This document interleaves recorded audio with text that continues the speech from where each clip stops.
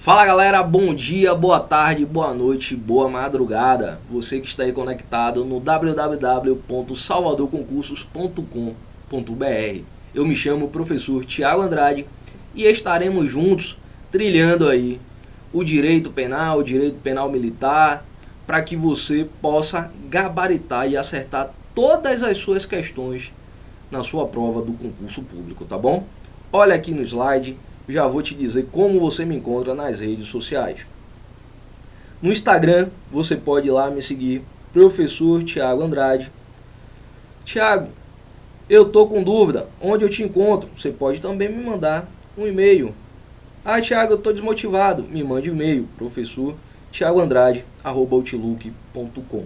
Olha aqui comigo. Antes de iniciarmos já o nosso lereado, o nosso bate-papo sobre direito penal, que será as nossas primeiras aulas, eu quero te indicar um método para ser aprovado. Que método é esse, Tiago? Olha aqui no slide. Eu tenho o tripé da aprovação, que é você assistir a sua videoaula, seu compromisso comigo, você revisar e você resolver questões. Todas as nossas aulas eu trarei questões para treinarmos. Só que além disso, eu indico o site do Que Concursos para quem quiser aí resolver questões. Também é um banco aí muito atualizado de questões. E eu tenho que ter contato com a lei. E olha aqui em mim. Tiago, eu quero adquirir um vade-mecum, eu quero adquirir um código. Qual código você me indica? O 3 em 1 da editora Saraiva. Ou também você pode adquirir, eu sei que todo mundo que está prestando concurso às vezes está numa situação difícil, mas da editora Juspodium, o vade-mecum das carreiras policiais. Para mim, são as duas legislações mais importantes, e nossas aulas, sempre que possível, acompanhe pelo código. Mas também você terá aí material de apoio que também você pode imprimir e acompanhar nossas aulas, tá bom? Olho no olho aqui comigo. Nosso primeiro tema será a aplicação da lei penal. E aí nós vamos falar da aplicação da lei penal no tempo e da aplicação da lei no espaço. Falei em carreiras policiais. Esse tema ele não cai, ele despenca em prova. Porque todas as bancas, quando vai lá montar o seu cronogramazinho, o seu conteúdo programático, esse tema vai estar lá piscando. E se ele está no seu edital, irmão, pode ter certeza que vai ter uma questão falando de aplicação da lei penal. Isso é estatística, tá bom? E vamos, sem mais delongas, iniciar o nosso estudo aí da aplicação da lei penal. Olha no slide. O artigo 1º do Código Penal, ele diz: não há crime sem lei anterior que o defina, não há pena sem prévia cominação legal. Isso também está previsto na Constituição Federal, lá no inciso 39. Não há crime sem lei anterior que o defina, não há pena sem prévia cominação legal. Anote já que, a partir do artigo 1º do Código Penal, eu tenho a incidência do princípio da legalidade e o princípio da anterioridade. Olho no olho, galera. Princípio da legalidade. Não há crime sem lei anterior que defina, não há pena sem prévia cominação legal. O que isso aqui quer dizer?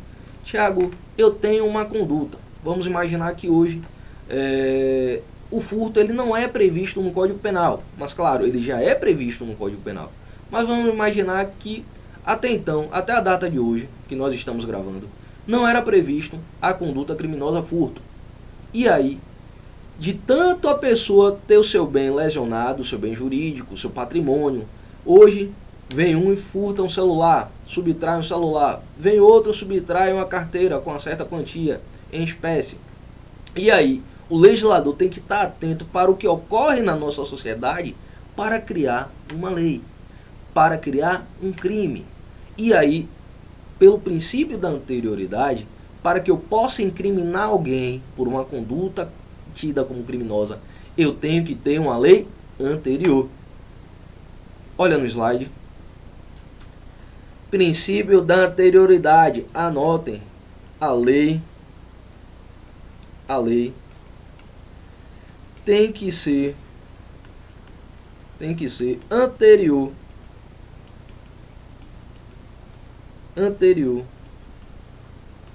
ao fato criminoso. Vou botar aqui FC, fato criminoso. Tiago, princípio da legalidade, o que é então? Olha, não basta apenas ser anterior, como está aqui no Código Penal, ó. Não há crime sem lei anterior que o defina. E não há pena sem prévia combinação legal. Princípio da legalidade.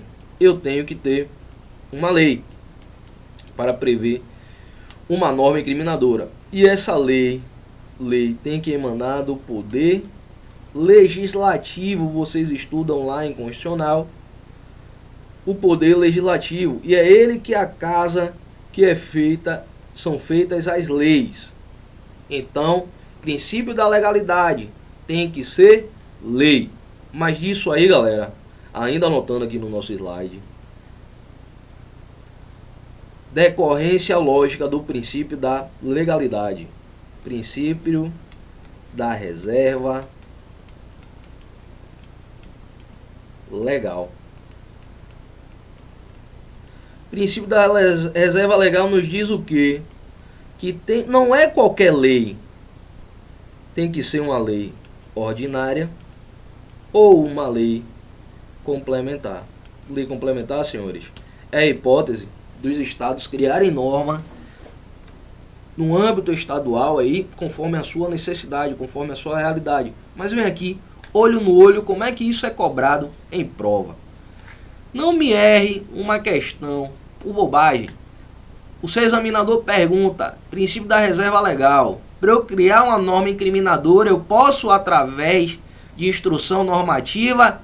Não, desgraça. É tão somente através de lei ordinária e lei complementar. E aí aquele PQD do concurso, que é o paraquedista do concurso público, que vai fazer a prova sem estudar, acha que lei complementar, que instrução normativa pode criar, que lei delegada pode criar, que os costumes pode criar crime. E a resposta, ó, não. Eu acabei de dizer que são o quê? Leis ordinárias ou lei complementar. Lei ordinária, lembre de compadre Washington, que ele dizia lá, vai ordinária. Aqui em direito penal comigo você vai lembrar o quê? Lei ordinária, vai Tiaguinho. Então bora, pra frente.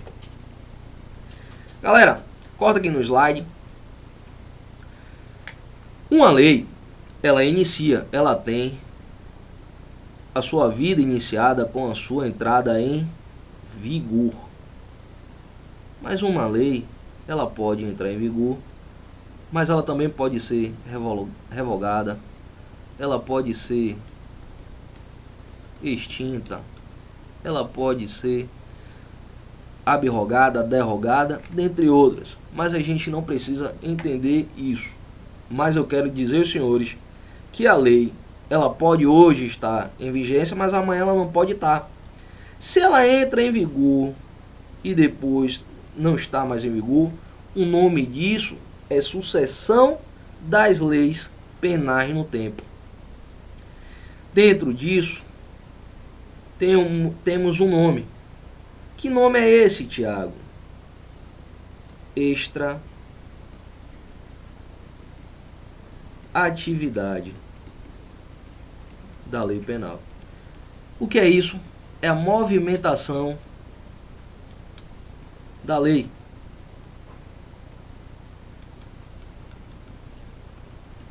As hipóteses em que as leis se movimentam.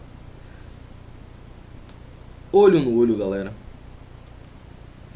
Dentro da sucessão das leis penais, vai decorrer 5 outras situações que você tem que saber e deixar bem sintetizado, porque o seu examinador ele vai querer saber essas 5 hipóteses. Quais são? Olha no slide comigo. Novatio legis incriminadora. O que é isso aqui, Tiago? Vamos imaginar que a conduta A está sendo praticada. Pouco importa qual é a conduta A. Que a conduta A está sendo praticada reiteradamente na nossa sociedade e eu não tenho um crime, não tenho uma previsão legal de um crime para que essa conduta aí, quem o pratica, tenha pena. Então eu crio uma nova lei.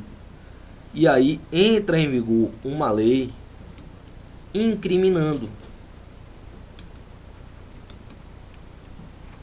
Se eu tenho uma lei incriminando, galera, o nome disso é Novatio legis incriminadora. Uma conduta A que antes não era tida como criminosa passa a ser prevista no Código Penal através de uma lei incriminadora.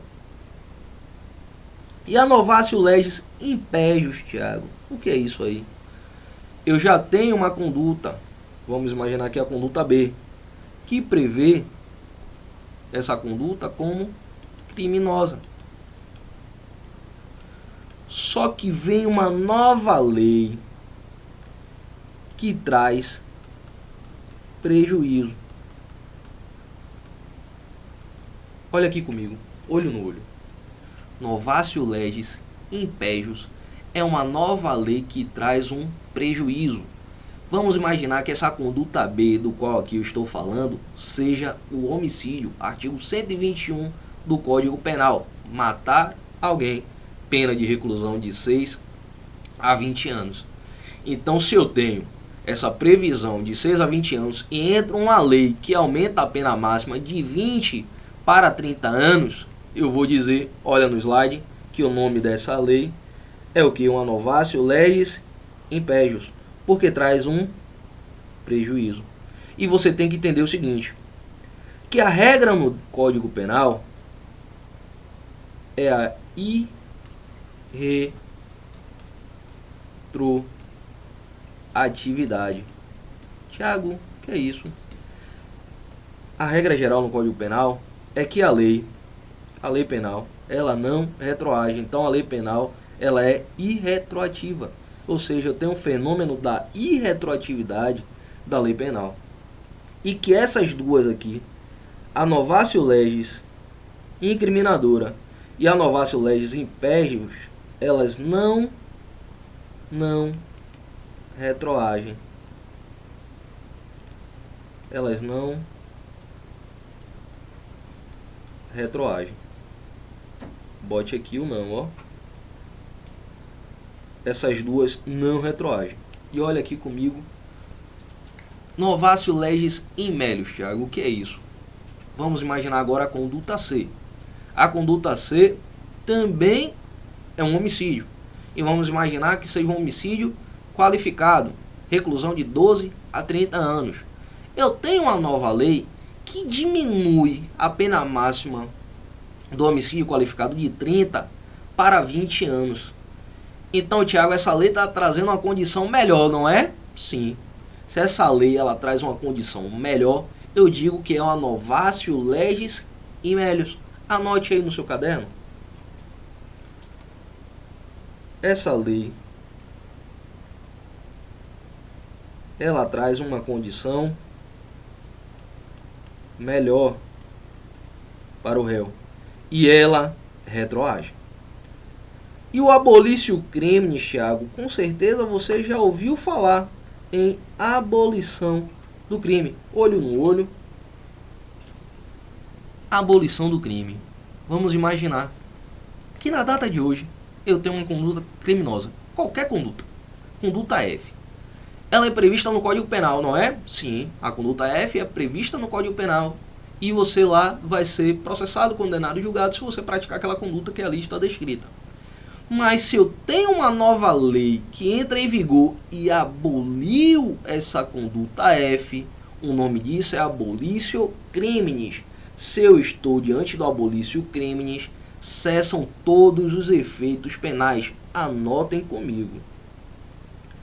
O abolitio criminis é a abolição do crime. E isso aqui quer dizer que cessam todos os efeitos penais. Tiago, o que isso aí quer dizer? Vou apagar aqui o quadro para que a gente possa continuar a nossa anotação. Mas só relembrando, abolir-se o crime, cessam todos os efeitos penais. Aqui em cima, ó, eu tenho um inquérito policial. Hoje, o meu diretor, ele pratica um furto. Se ele pratica um furto, foi ali perseguido, preso em flagrante.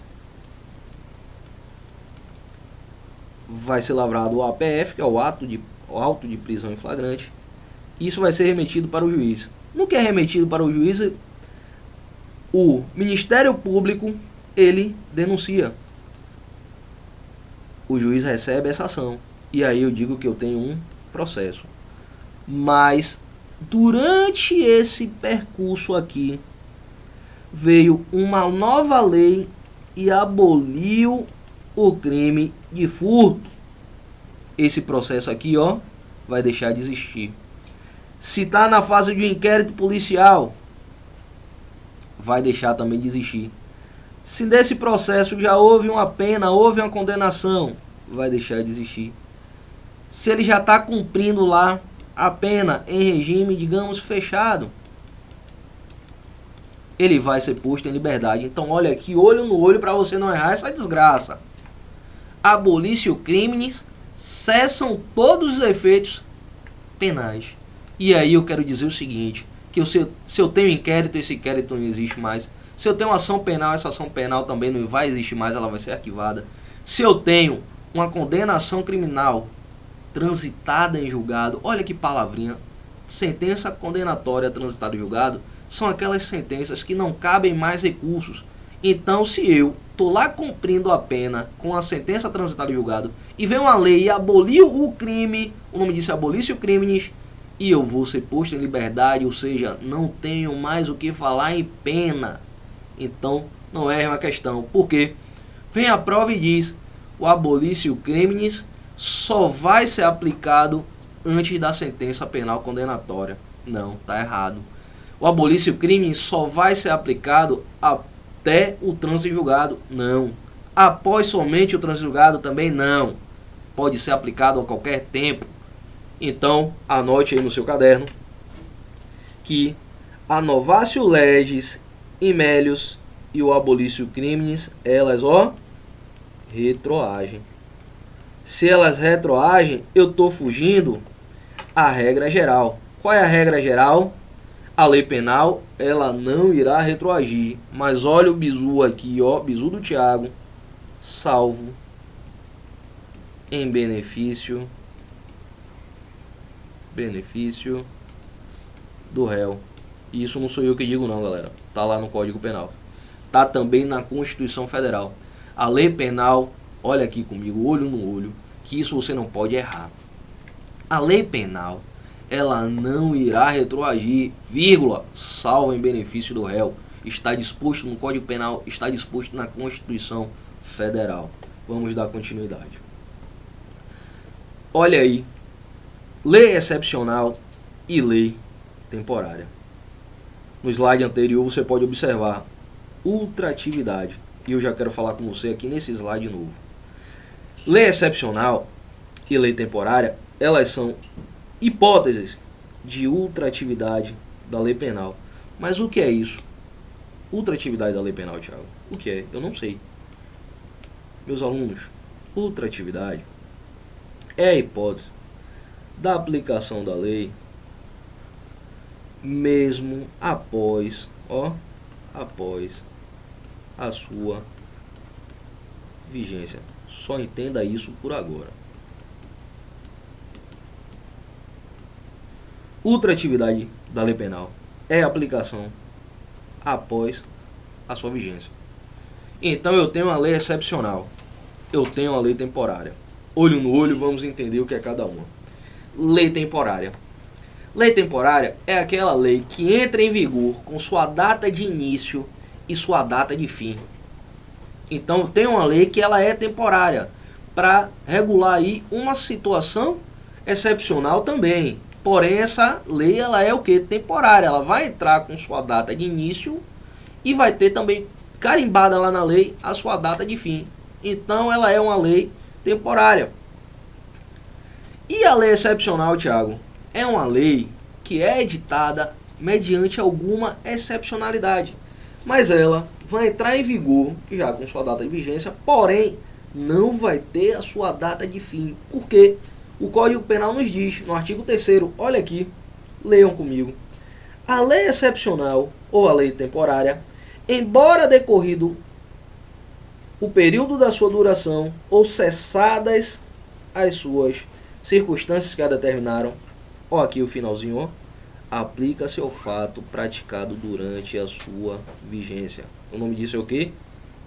Ultratividade da lei penal.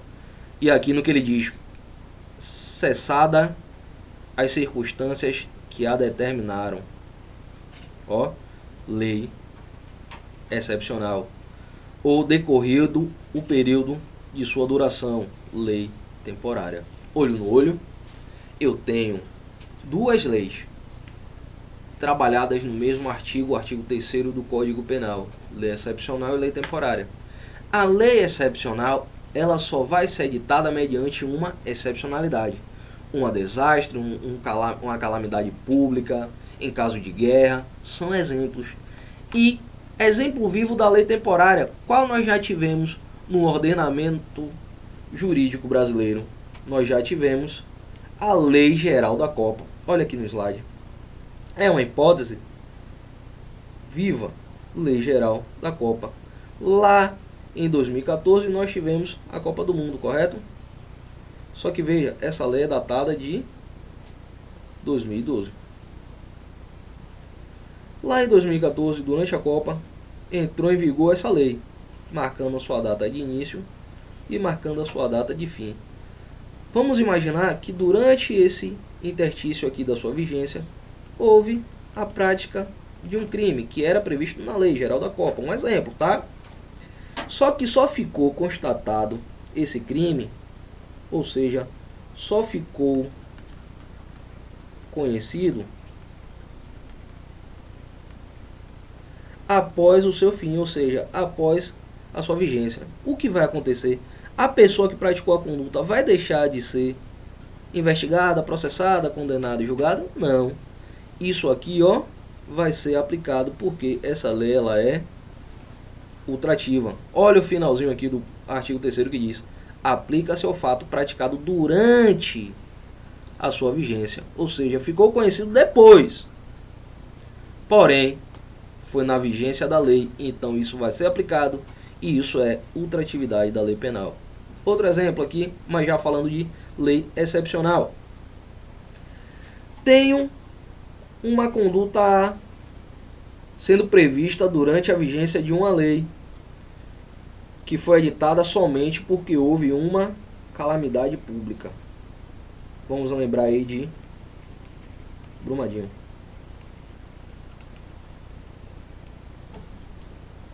E aí, o legislador edita essa lei, e a partir da edição dessa lei, enquanto durar essa excepcionalidade, eu vou aplicar, claro, a lei excepcional.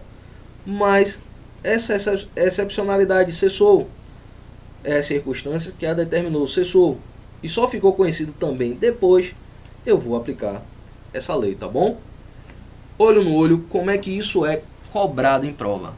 Isso somente será cobrado em prova desse jeitinho que eu vou falar. São hipóteses de lei ultrativa e já foi objeto de prova. 2 pontos. A alternativa correta era aquela que dizia lei excepcional e lei temporária. Seu examinador, ele não quer saber o que é uma lei temporária, ele não quer saber o que é uma lei excepcional. Claro, você tem que saber que a lei temporária é aquela que marca a sua data de início e a sua data de fim. E que a lei excepcional, ela entra em vigor com sua data de início, porém a sua fixação de fim não vai existir. Ela vai ser autorrevogada. Aliás, as duas leis, elas são autorrevogáveis. Eu não preciso de uma nova lei, anote isso. Eu não preciso de uma nova lei para revogar essas duas, pois elas são autorrevogáveis e elas são ultrativas, são hipóteses de ultratividade da lei penal. Olho no slide. Tiago, quando que é praticado um crime? Quando que eu vou ser considerado criminoso aí, eu pratiquei um crime? A partir de quando? Eu já sei que eu tenho que ter uma lei anterior, já sei que tem que ter uma lei emanando do Poder Legislativo e que uma lei só vai retroagir em meu benefício, mas quando que é considerado praticado um crime? Olha aqui comigo, olho no olho. Me ajude a te ajudar. Clique na segunda parte da nossa aula que eu vou responder a sua pergunta.